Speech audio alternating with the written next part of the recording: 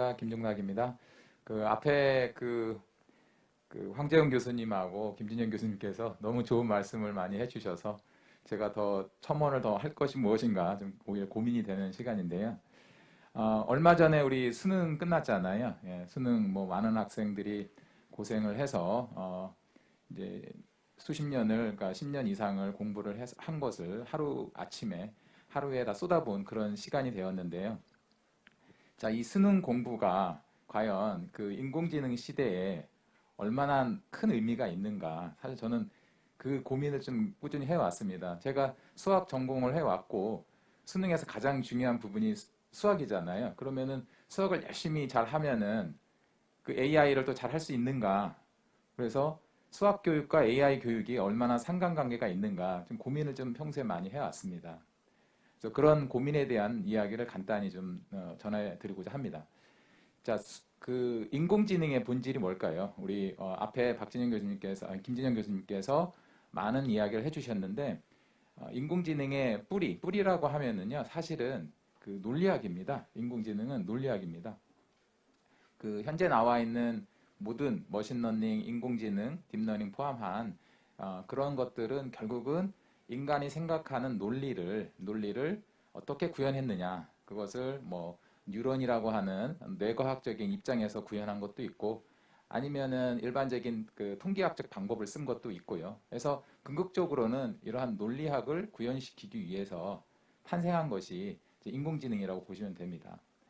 자, 그러면 논리학의 그에서 가장 유명한 사람은 아리스토텔레스죠. 아리스토텔레스부터 거슬러 올라가는데 아리스토텔레스는 플라톤, 소크라테스 그쪽 계열이죠. 그래서 결국은 플라톤이든 소크라테스든 이런 분들은 결국은 어떻게 생각이 무엇이냐, 그다음에 영혼이 무엇인가에 대해서 이미 생각을 해왔던 거죠. 그래서 인공지능 현재 우리가 말하는 그 인공지능의 뿌리는 플라톤, 소크라테스, 아리스토텔레스까지 고대 사람들부터 고민했던 바이고요. 최근에 기술의 발달을 통해서 현재 우리가 그런 어떤 열매를 지금 우리가 보고 있는 거라고 생각할 수 있습니다. 좀 전에 우리 그 수능 다시 얘기를 하면요. 수능에서 이런 수능 교육이 결국은 우리가 현재 하고 있는 인공지능 교육에 크게 못 미치고 있습니다. 현재 하는 수능 교육은 암기식, 많이 얘기하듯이 암기식이고요. 그 짧은 시간 안에 수학 문제, 수십 문제를 푼다는 거는 그거는 좀 말이 안 되는 거거든요. 그건 오히려 인공지능이 잘하는 거지 사람이 하면 안 되는 겁니다. 사람이 해야 되는 부분은 창의적인 거. 그래서 그 크리에이티브한 띵킹을 할 수 있도록 계속 인공지능 시대에서는 더 가까워진다. 웬만한 문제는 서치를 하면 다 나오거든요. 이제 그런 것을 앞으로 AI 시대에 우리가 물으면 안 된다. 조금 다행인 것이 내년부터 2학기죠. 2학기부터 인공지능 기초 혹은 인공지능 수학이라고 하는 진로 그 교과목이 생긴다고 합니다. 고등학교 학생을 대상으로요. 그건 좀 늦었긴 하지만 좋은 징조라고 하는데요.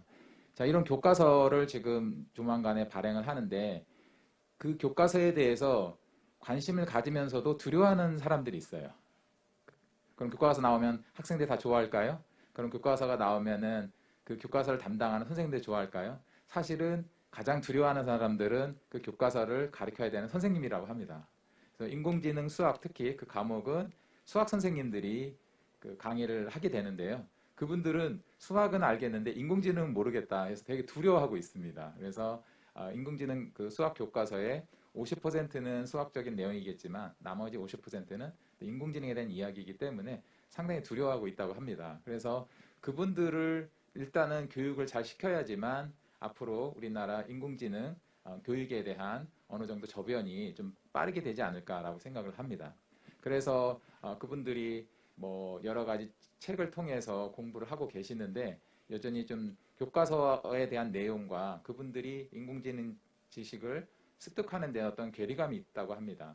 그래서 따로 자신이 스스로 공부하는 것 외에도 여러 가지 인공지능 교육을 활성화할 수 있는 AI 교육 플랫폼 같은 것이 많이 있었으면 좋겠습니다. 제 생각에는.